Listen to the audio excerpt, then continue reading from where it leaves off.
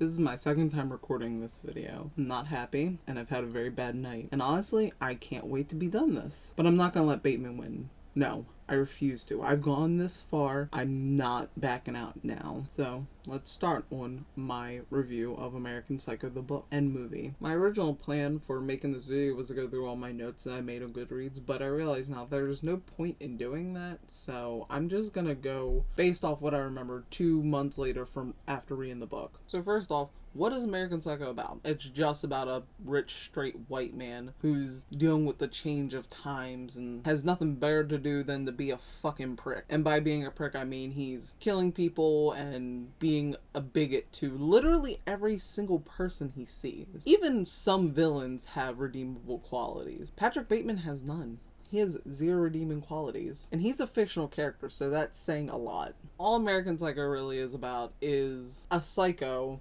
trying to come to terms with the fact that he's a psycho and his mask is slipping, and people are starting to realize, Patrick Bateman is a fucking loser. That's what the book's about. Patrick realizing he's a fucking loser and no one likes him. Do I regret reading this book? Fuck yes, I do. I hate this book. I want to burn it, but it was a gift, so I can't do that. Plus, I don't waste paper, so I'd rather just donate the damn book. Honestly, I still ask myself today, how the hell did I get through this book? I don't know. What I remember specifically is Bateman was a bigot to everybody, and he was just all around a piece of shit person. Besides Bateman being a fucking loser, there's other, I guess you could say, interesting parts of his book where he's killing people, but a kill doesn't really happen until the 200th page or some shit like that. All I know is when it happened, I lost my shit because it was the most anticlimactic thing that's ever happened to me in anything. And to top it all off, Bateman doesn't really have any self-awareness when it comes to social cues. He doesn't really get that he's an awkward, weird person that everyone sees as a fucking loser. By the end of the book, even one of his friends tells him, yeah, you're a fucking loser. We all know it. So my initial analysis of Bateman is not wrong. He's an idiot. Originally, I expected there to be way more gruesome things throughout the book, but it isn't until around the last 100 page that any real gruesome stuff starts to happen. For the most part, the book was uninteresting and really boring. It was just about a rich white man being a rich white man. One thing that wasn't mentioned to me that I still just hate to this very day is that Trump is mentioned in this book constantly. Specifically, he's mentioned 27 times. Yes, I counted. The language that Bateman already uses is very disgusting, but on top of that, he just sounds like an idiot with the way he talks. He tries to sound super intelligent, but in reality he isn't. Then there's sections of the book that are just literally words after words after words of nothing, of just him actually losing his mind in the middle of the day. And then at other times, there's just entire chapters of him describing a band or Whitney Houston. And I'm like, look, I don't care. This is not why I read this book. If I'm honest, I skipped over a number of those parts. Sure, I cheated. Boo-hoo, that fucking book is terrible. And there are a number of times where he just goes on and on of tangents and monologues, and I'm just like, no one cares, Bateman. Shut the fuck up and just kill somebody already. Literally, for 300 pages, I was just constantly like, just go in and murder. You're a psycho. I literally started this book because you are a killer and you've done nothing but bitch. And the worst part is the shit he bitches about, he could have easily changed. His girlfriend, she's fucking boring and stupid. His friends, fucking assholes and pieces of shit that he doesn't even like. His job, uninteresting.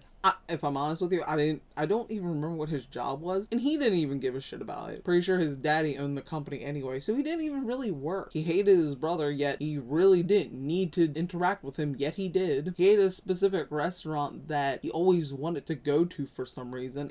I don't understand him, man. Literally everything in Bateman's life he could have changed, but all he did was bitch, moan, and complain. And the ultimate conclusion is you find out that Bateman did everything he did regarding his social life and everything was because he wanted to fit in. He wanted to be part of the times. And it's just a really weird conclusion regarding his social life, because there's a number of things that he does. Like, he tries to fit in with like these younger people that are, I think, just a bunch of mixed races, and he's very awkward about it. And so he realizes he can't fit in with the young crowd, so let me be like the other rich bigots and just be a piece of shit. I'm still not sure how he fit in besides like wearing the same clothes and cracking the same stupid jokes, but that's really all he did. Nothing about his life was interesting. It wasn't until the last 100 pages that even the kills became interesting. So if you want to read this book because of the kills, or because you've heard it's crazy and he's a murderer,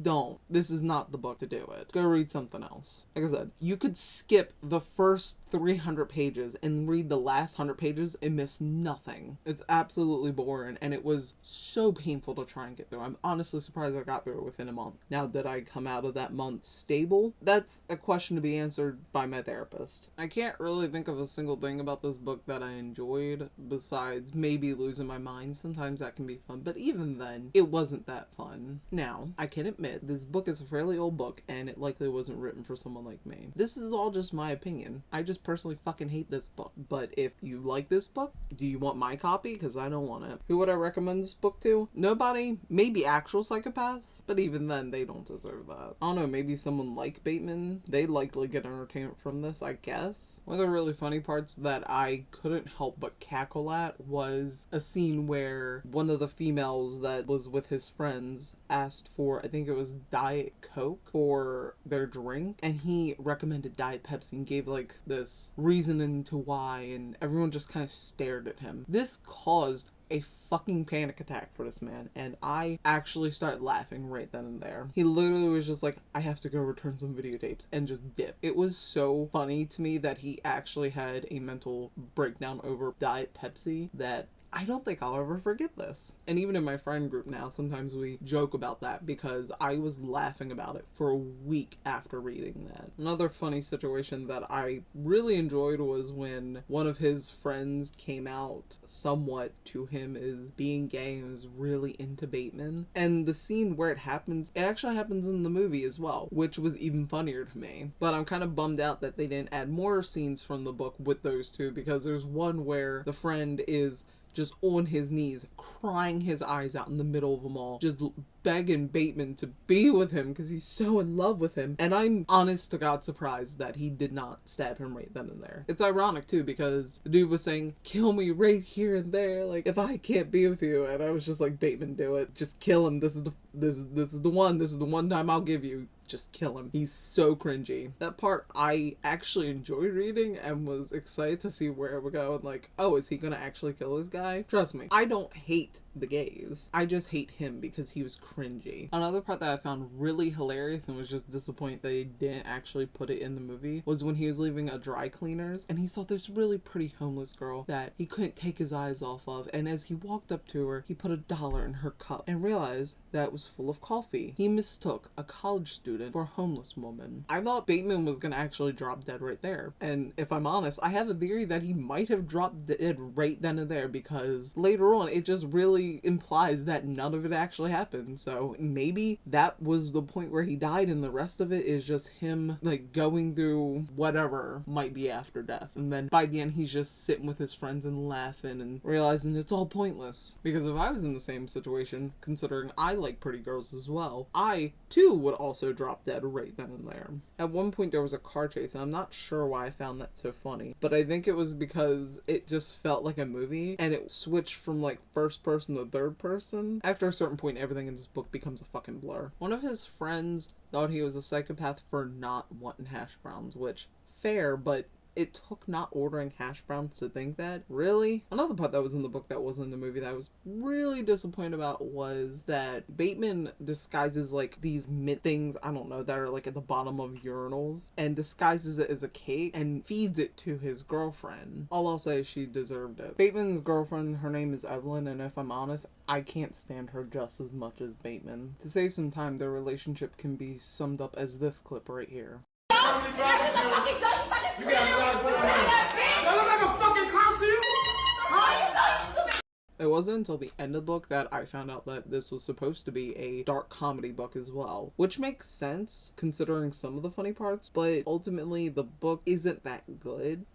I got so aggravated with how many times Bateman mentioned Trump, because this was during 2020 November, so he was everywhere, and I was hoping that this book would be a relaxing oasis away from all that. No, It was not. But I learned that if Bateman had the chance, he would suck the fart out of Donald Trump's ass. This man would go gay for Donald fucking Trump. Ultimately, that's all I found pretty funny about the book. Everything else, like I said, is a blur, and if you're interested in hearing more in-depth detail about what I thought of other parts in the book, check out my Goodreads or even my Twitter account, because I posted a lot on there as well. I had a lot of issues with the book, and those are just my perspectives on it and my experience with the book. One thing I did like about the book, at least, was the fact that everything was organized in the sense of it all was linear. It was a straight timeline. It wasn't really that confusing. Like, you knew where Bateman started and where he was when it ended. In the book, you could really feel his deterioration from wearing the mask of a man who is sane to a complete fucking psychopath that realizes he's a fucking loser and that everything he did might not have happened. The movie throws that out the fucking window. The problem with the movie is it doesn't have that linear timeline. Everything is really disorganized, so stuff that happens at the beginning of the movie actually happens at the end of the book. And while I'll admit the movie was okay, it wasn't